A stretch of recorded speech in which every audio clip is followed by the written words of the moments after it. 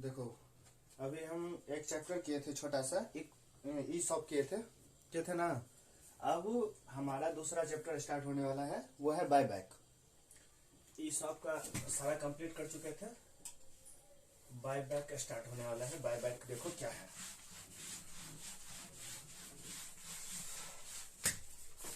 Buy back मतलब क्या समझते हो? बाय बैक मतलब होता है इक्विटी शेयर को, अपना जो कंपनी का इक्विटी शेयर है, इसके नाम से ही क्लियर है।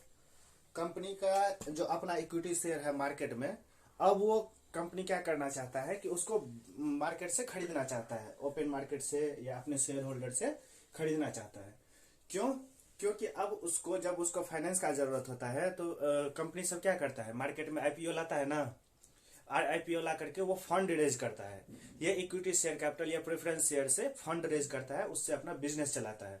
अब कंपनी ने बहुत प्रॉफिट कमा लिया, इसके पास बहुत पैसा है, पैसे की जरूरत नहीं है, ठीक है। तो अब ये क्या चाहता है कि हम अपना शेयर होल्डर जो है उसको पैसा पे कर दे, उससे हम शेयर खरीद ले और हमारा अपना पैसा इसमें इन्वेस्ट हो। इससे कंपनी को क्या फायदा होगा? उसको डिविडेंड नहीं देना पड़ेगा, है ना। डिविडेंड नहीं देना पड़ेगा उसको, अपने प्रॉफिट का जो है शेयर्स अपने शेयर होल्डर को नहीं देना पड़ेगा, माने कि कंपनी का प्रॉफिट अपने शेयर होल्डर में बांटना नहीं पड़ेगा। इसलिए कंपनी अपना शेयर बाय बैक कर लेता है। इसी चैप्टर का नाम है बाय बैक। इसी में हम सीखेंगे अकाउंटिंग ट्रीटमेंट, बाय बैक क्या होता है। अब देखो, बाय बैक कंपनी अपने मन से तो बाय बैक नहीं कर सकता है, जब मन चाहे खरीद सकता है। तो इसके लिए कंपनीज एक्ट में कुछ रूल्स है। सेक्शन 68 से 68, 69, 70 में ये 3 सेक्शन है बाय बैक के ऊपर है। उसमें सेक्शन 68 में, सेक्शन 68 ऑफ कंपनीज एक्ट 2013 में कुछ कंडीशंस दिया हुआ है। वो कंडीशन हम जैसे जैसे क्वेश्चन आएगा, थ्योरी वाला पार्ट जब आएगा तो उसमें हम पूरा उसका कंडीशन डील वो करेंगे। हमारे पढ़ाने का टेक्निक पता ही है, क्या करते हैं, पहले हम क्वेश्चन सिलेक्ट करते हैं, उस क्वेश्चन में जो भी कॉन्सेप्ट का जरूरत होता है उस कॉन्सेप्ट को पहले हम डिस्कस करते हैं, फिर हम क्वेश्चन बनाते हैं, ठीक है। तो देखो, पहला क्वेश्चन हम कर रहे हैं अभी। पहले क्वेश्चन में क्या है, देखो इलस्ट्रेशन नंबर पहला, इलस्ट्रेशन नंबर 1 क्या है हमारा, बाय बैक ऑफ शेयर या सिक्योरिटीज, कुछ भी दे दो, ये बाय बैक है, ठीक है। बीबी मतलब बाय बैक। अब देखो, एक क्वेश्चन इसमें बोल रहा है, M limited furnish the following balance sheet 31 March 2001 को। इसका बैलेंस शीट है जिसमें कि शेयर कैपिटल है, शेयर कैपिटल में इक्विटी शेयर और 9% प्रेफरेंस शेयर दोनों है। रिजर्व एंड सरप्लस में capital reserve, revenue reserve, security premium, P&L, और लॉन्ग टर्म बोरोइंग में 10% डिवेंचर है। और उसके बाद ट्रेड पेबल है, प्रॉपर्टी प्लांट इक्विपमेंट में उसका प्रोविजन फॉर डिप्रिसिएशन करके नेट कैरिंग वैल्यू दिया हुआ है, नॉन करंट इन्वेस्टमेंट दिया है, इन्वेंट्री है, ट्रेड रिसीवेबल है, कैश एंड बैलेंस है। अब क्वेश्चन की रिक्वायरमेंट देखो, क्वेश्चन की रिक्वायरमेंट क्या बोल रहा है, the company pass a resolution to buy back 20% of equity capital at the rate ₹15 per shares. For this purpose, it sold its investment rupees 30 lakh for 25 lakh. अब देखो, इसमें एक कॉन्सेप्ट समझो। क्या होता है, कंपनी को बायबैक करने से पहले उसको एक ना टेस्ट, 3 टेस्ट होता है, 3 टेस्ट पर पास करना पड़ता है। टेस्ट, हर कंपनी को बायबैक करने के लिए 3 टेस्ट पास करना पड़ता है।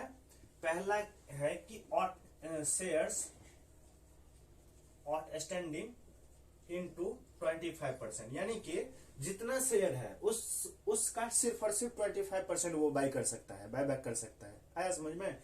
मान लो उसका कंपनी का 1 लाख शेयर है, तो 1 लाख में से सिर्फ और सिर्फ वो 25% यानी कि 25,000 शेयर ही वो क्या कर सकता है, बाय बैक कर सकता है, इससे ज्यादा नहीं कर सकता है, ठीक है।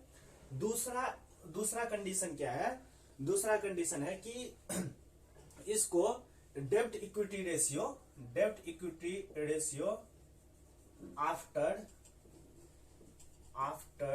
बाय बैक ये 2:1 होना चाहिए, इससे कम नहीं होना चाहिए, ठीक है। और तीसरा होता है रिसोर्स टेस्ट। रिसोर्स टेस्ट यानी कि कंपनी के पास जितना वो बायबैक करना चाह रहा है उतना रिसोर्स कंपनी के पास है कि नहीं। कंपनी जो खरीदेगा उसके लिए, मान लो तुम्हारे पॉकेट में 100 रुपया है, 1 लाख रुपया है, तुम चले जाओगे मर्सिडीज खरीदने के लिए, तो होगा, खरीद पाओगे नहीं ना। क्यों? तुमको अपना औकात भी देखना पड़ेगा, अपना रिसोर्स भी देखना पड़ेगा। इसी को बोलते हैं रिसोर्स टेस्ट।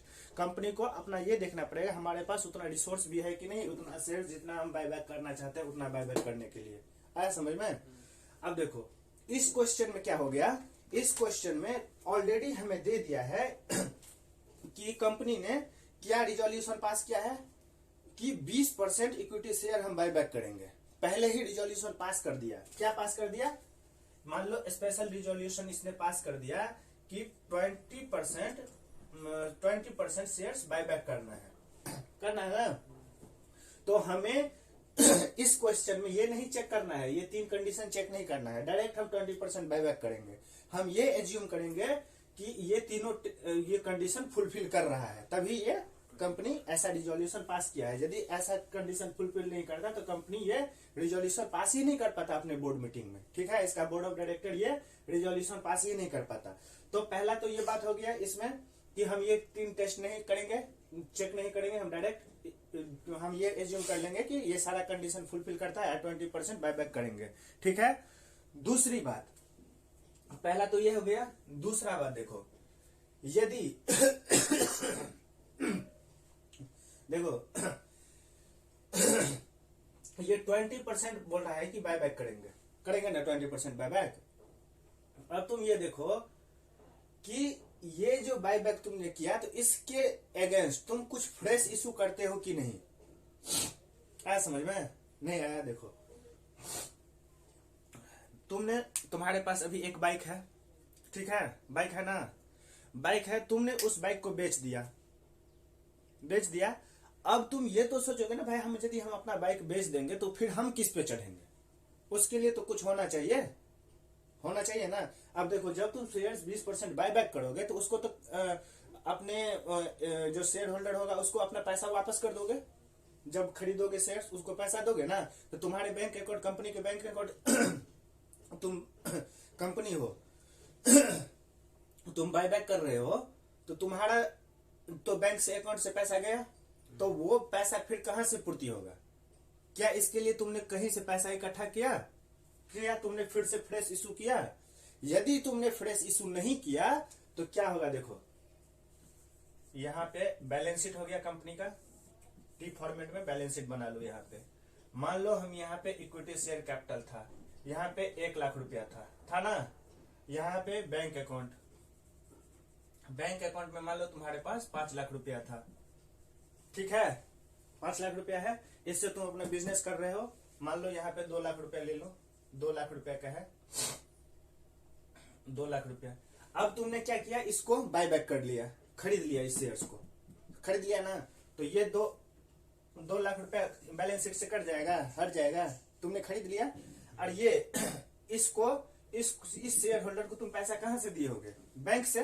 तो बैंक से भी तुम्हारा 2 लाख घट के कितना हो जाएगा? 3 लाख हो जाएगा ना। तो अब तुम ये फिर 2 लाख रुपया व्यवस्था कहां से करोगे? क्या इसके लिए तुमने फिर एक नया इशू किए हो, नया शेयर इशू किए हो, या कुछ इशू किए हो फ्रेश इशू इतने फेस वैल्यू का 2 लाख रुपए का? यदि तुमने नया शेयर इशू किए होगे तो फिर से तुम्हारे पास पैसा आ जाएगा, नया शेयर होल्डर तुमको पैसा दे देगा, तो फिर से तुम्हारा 2 लाख रुपया आ जाएगा। इसमें तो 5 लाख रुपया कुल टोटल हो गया ना। ऐसा होना चाहिए ना। एक बार तुम बेचोगे तो फिर 2 लाख रुपए का फिर तो तुमको व्यवस्था करना होगा। अब देखो यदि कंपनी ये नहीं करता है, यदि कोई कंपनी ये नहीं करता है, 2 लाख रुपया का व्यवस्था फिर से कंपनी नहीं करता है, तो इसको क्या करना पड़ेगा? ये देखो मान लो ये फ्रेश इशू नहीं किया, ठीक है, तो ये 2 लाख रुपया भी नहीं आया ना। अब इसका बैलेंस शीट गड़बड़ा जाएगा, 3 लाख वो 2 लाख से दोनों साइड में कम हो जाएगा। अब ये क्या करेगा, यहाँ पे जो रिजर्व एंड सरप्लस जो रहता है इसमें कैपिटल रिजर्व, रेवेन्यू रिजर्व, ये सब रहता है पड़ा हुआ। कंपनी जैसे एप्पल कंपनी है, बहुत सारा रिजर्व एंड सरप्लस अपना जमा करके रखा है, प्रॉफिट कमा कमा करके, और वो एग्रीकल्चरल जमीन सब खरीद रहा है। उसको समझ ही नहीं आ रहा है कि हम पैसा रखे तो रखे का, क्या करे। 6-6 लाख एकड़ जमीन खरीद लेता है एप्पल वाला। इस रिजर्व एंड सरप्लस का पैसा उसको कंपनी में, जो वो कंपनी का यूज करेगा, उससे बहुत ज्यादा इसके पास रिजर्व एंड सरप्लस में पैसा पड़ा हुआ है। ठीक है, नाम से ही है रिजर्व एंड सरप्लस, यानी कि एक्स्ट्रा पैसा जो है उसमें डालते जाओ। तो अब क्या करेगा कंपनी, यहां जो रिवेन्यू रिजर्व जो पड़ा हुआ है ये है ना, इसको एक कैपिटल रिडेम्पशन रिजर्व हम क्रिएट करेंगे। मान लो यहाँ पे हमको 10 लाख रुपया है, ठीक है, 10 लाख रुपया था, इसमें से 2 लाख रुपया हम निकाल करके किस में डाल देंगे, कैपिटल रिडेम्पशन रिजर्व में। तो यहाँ पे कितना रह जाएगा, 8 लाख रुपया। आया समझ में? यही हम करेंगे। कब? जब कंपनी ने जितना बायबैक किया है उतने का फेस वैल्यू का नया फ्रेश इशू ना किया हो तो। आया समझ में? यदि वो फ्रेश इशू, देखो फ्रेश इशू यदि किया है तो, फ्रेश इशू यदि यस किया है तो कैपिटल रिडेम्पशन रिजर्व क्रिएट नहीं करना पड़ेगा। और यदि फ्रेश इशू नहीं किया है तो कैपिटल रिडेम्पशन रिजर्व हमें बनाना पड़ेगा। ठीक है, कैपिटल रिडेम्पशन रिजर्व हमें क्रिएट करना पड़ेगा। ठीक है ना? तो इस क्वेश्चन में ये 2 बात है। और देखो ये जो बोल रहा है, इस क्वेश्चन में बोल दिया है कि जो ये हम जो बायबैक किए हैं, कहां से बायबैक किया है, हमारे पास 30 लाख रुपया का एक इन्वेस्टमेंट था, उसको हमने बेच दिया। कितने में बेच दिया?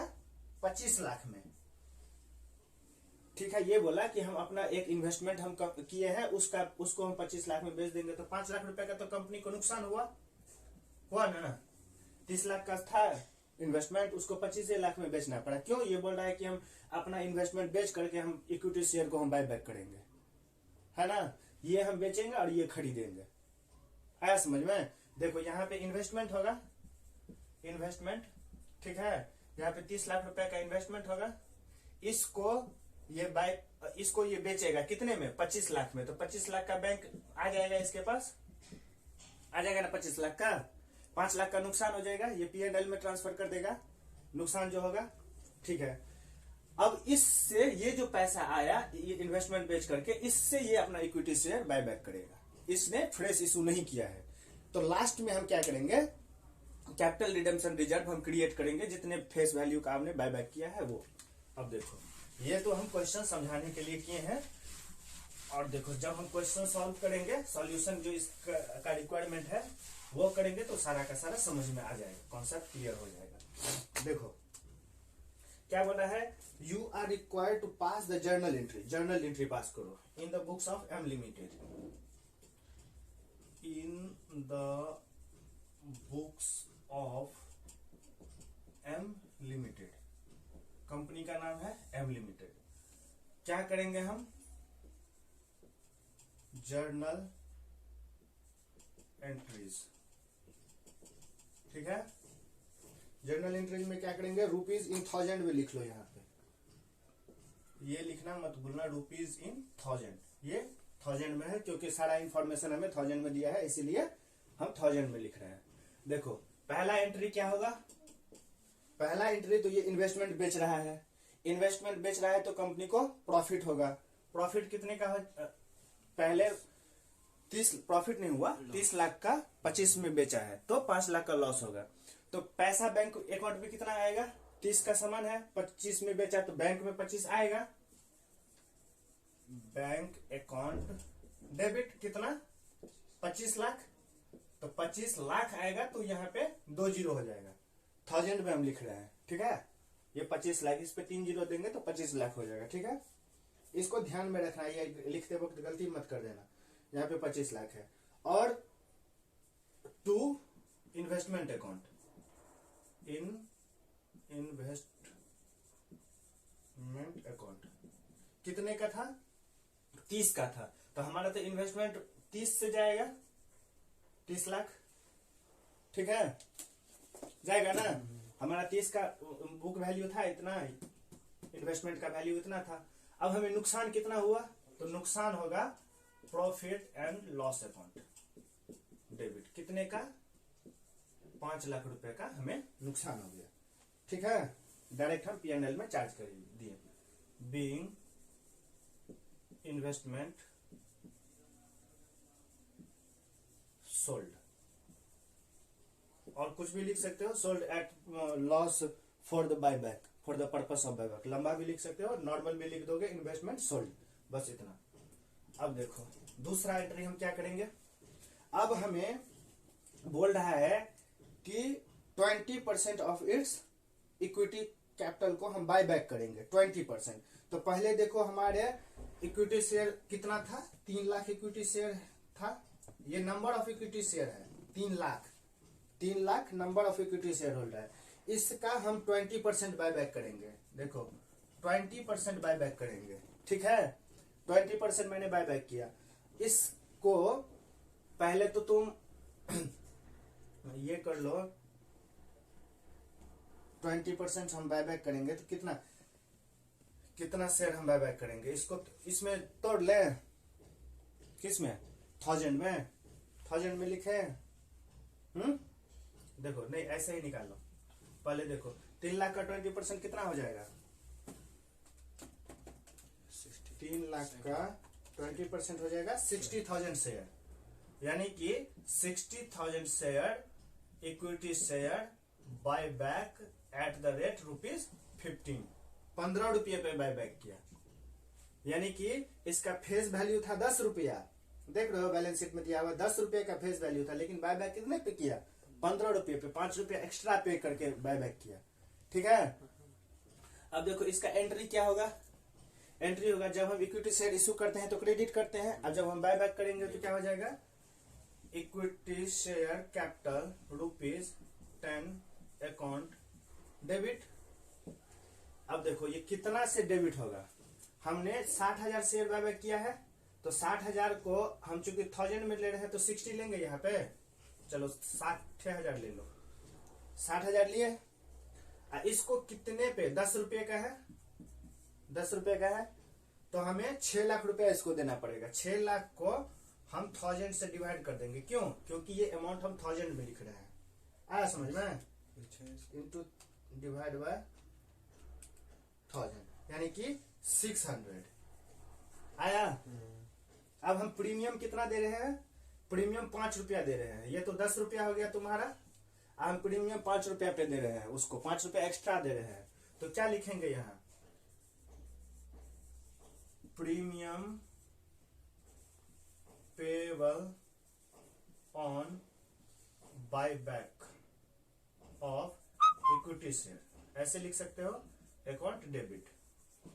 कितना प्रीमियम हम पे करेंगे, देखो 60,000 हम लिए थे, तो 60,000 5 रुपये प्रीमियम है, इसको डिवाइड कर देंगे 1000 से, तो ये 1000 से इसलिए डिवाइड कर रहे हैं क्योंकि हम सारा अमाउंट 1000 में लिख रहे हैं, तो ये कितना आ जाएगा, 300 आ जाएगा ना रे, आया समझ में, क्योंकि ये 10 का था, ये 5 का था, आधा हो जाएगा 3, तो देखो premium payable on equity share, अब देखो to equity share buy back account कितना आ जाएगा, 900 रुपया, 900 नहीं, ये लाख में आएगा, 9 लाख हो जाएगा, ठीक है। ये कैसे आया इक्विटी शेयर बाय बैक, यहाँ पे 60,000 था, ये वैसे भी नहीं लिखोगे तो चलेगा, लेकिन फिर भी मैं लिख देता हूँ 60,000 कितने का, 15 रुपये का, बटे में 1000, आया समझ में।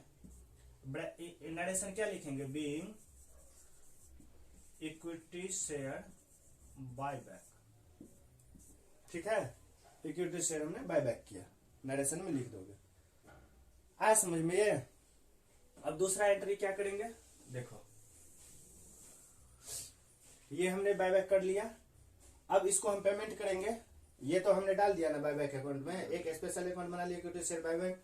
अब शेयर होल्डर को इक्विटी शेयर तो कैंसिल कर दिए, हमारे बुक्स बैलेंस शीट से ये इक्विटी शेयर हट गया, अब इसको हम पेमेंट करेंगे कि नहीं, हमारे कंपनी के बैंक से पैसा जाएगा ना, तो उसका एंट्री क्या होगा, देखो यहाँ पे क्रेडिट के हैं तो यहाँ पे इसको डेबिट कर देंगे, क्या करेंगे, equity share buy back account debit, कितना है, 900,000 है, ये bank account to bank account, इतना पैसा कंपनी को देना पड़ेगा।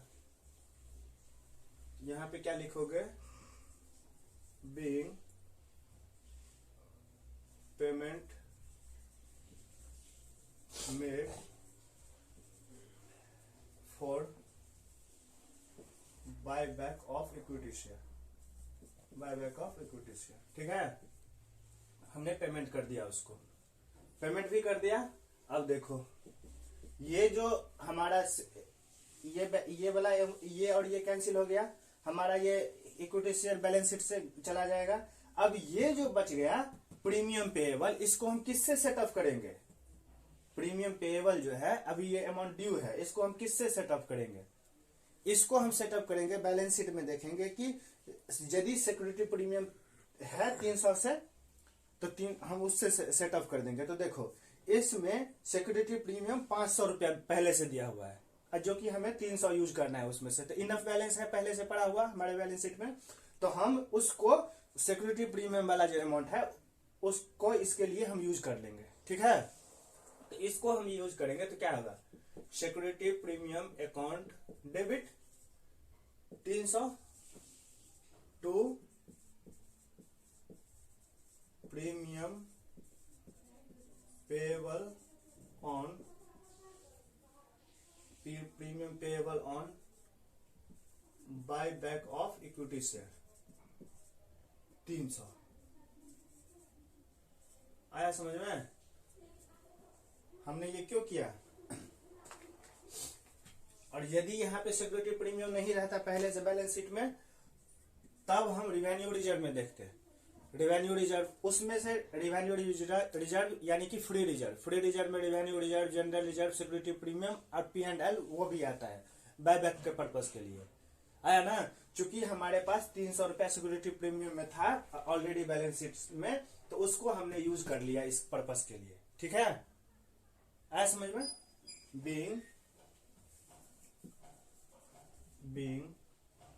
बीइंग सिक्योरिटी, ये मत लिखो, being premium payable on buyback of equity share charge to security premium, यानी कि हमने सिक्योरिटी प्रीमियम से इसको यूज कर लिया। ठीक है, हो गया।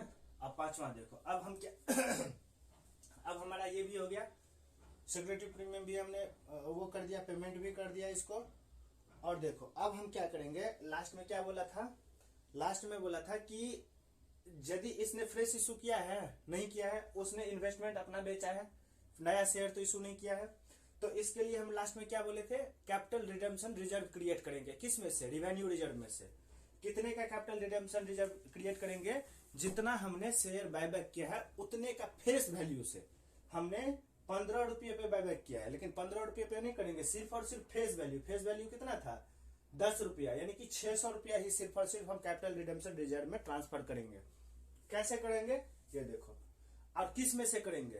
तो रिवेन्यू रिजर्व में से। तो रिवेन्यू रिजर्व पहले यहाँ पे देखो, रिवेन्यू रिजर्व मतलब फ्री रिजर्व। फ्री रिजर्व में क्या क्या आता है? रिवेन्यू रिजर्व आता है, P&L आता है, जनरल रिजर्व आता है और प्रॉफिट ये सिक्योरिटी प्रीमियम आता है। ये 4 फ्री रिजर्व में आता है। तो फ्री रिजर्व में से यहाँ देखो हमने सिक्योरिटी प्रीमियम यूज किया, रिवेन्यू रिजर्व में 4000 है अमाउंट पड़ा हुआ, और हमें जरूरत कितने का है? सिर्फ और सिर्फ 600 का, तो इसमें तो यूज कर ही सकते हैं। तो देखो यहाँ पे revenue reserve account debit 600 to capital redemption reserve account. हमने कुछ नहीं किया है, सिर्फ हेडिंग चेंज कर दिया है। रिवेन्यू रिजर्व में से कैपिटल रिडेम्पशन रिजर्व में हमने ट्रांसफर किया। कितने का? कितने से हमने ट्रांसफर किया? जितना फेस वैल्यू हमने बायबैक किया था उतने का। ये याद रखना, इतने अमाउंट का हम क्या करेंगे? कैपिटल रिडेम्पशन रिजर्व क्रिएट करेंगे। Being capital redemption reserve created. ठीक है, बस ये 5 एंट्री इसमें हो गया। अब देखो इसको एक बार और मैं समराइज कर देता हूं। इस क्वेश्चन की रिक्वायरमेंट क्या थी?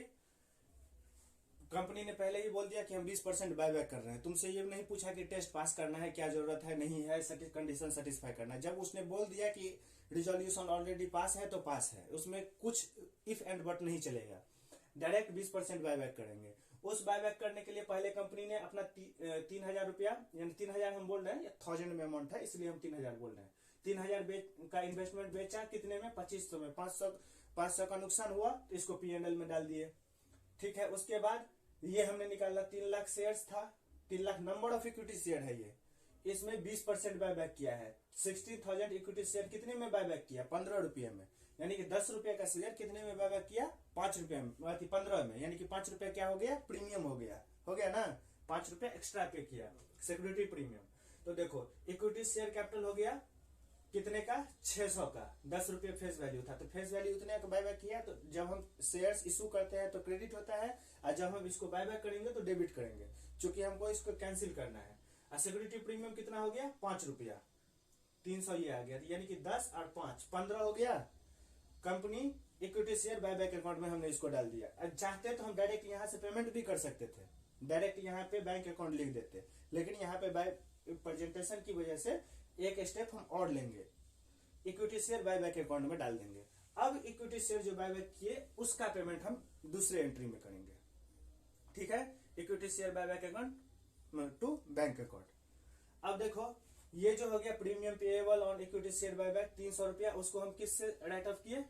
सिक्योरिटी प्रीमियम से। चूंकि हमारे पास सिक्योरिटी प्रीमियम में 500 रुपये इनफ बैलेंस था तो उसको हमने यूज कर लिया उसके इस पर्पस के लिए, प्रीमियम पेएबल के लिए। उसके बाद लास्ट में हमने कैपिटल रिडेम्पशन रिजर्व क्रिएट किया, कितने का? फेस वैल्यू का। याद रखना हमेशा, जितना हम बायबैक किए हैं उसका फेस वैल्यू, उतने से हम कैपिटल रिडेम्पशन रिजर्व क्रिएट करेंगे। किस में से? फ्री रिजर्व में से। फ्री रिजर्व में पहले आता है रेवेन्यू रिजर्व, हम करेंगे। इसमें पैसा नहीं रहता तो फिर सिक्योरिटी प्रीमियम में हम देखते हैं कि पैसा बचा है तो उससे यूज करते हैं। और कब हम करेंगे कैपिटल रिडेम्पशन रिजर्व क्रिएट करने की जरूरत हमें क्यों होती है? यदि कंपनी ने फ्रेश इशू नहीं किया हो। इतना तो बायबैक कर लिया, इसके लिए और व्यवस्था अलग से नहीं किया है, इसलिए हमें कैपिटल रिडेम्पशन रिजर्व क्रिएट करना है। आया समझ में? एक बार कोई सोल्यूशन देख लो। बैंक अकाउंट दिया है, प्रॉफिट एंड लॉस अकाउंट, ठीक है, इन्वेस्टमेंट बेच दिया, इन्वेस्टमेंट का एंट्री किया है, फिर बायबैक अकाउंट क्या है, फिर पेमेंट किया है, सिक्योरिटी प्रीमियम यूज किया है, कैपिटल रिडेम्पशन, बस यही 5 एंट्री इसने भी पास किया है, 5 एंट्री बस हो गया, खत्म। चलो अब दूसरा क्वेश्चन देखते हैं।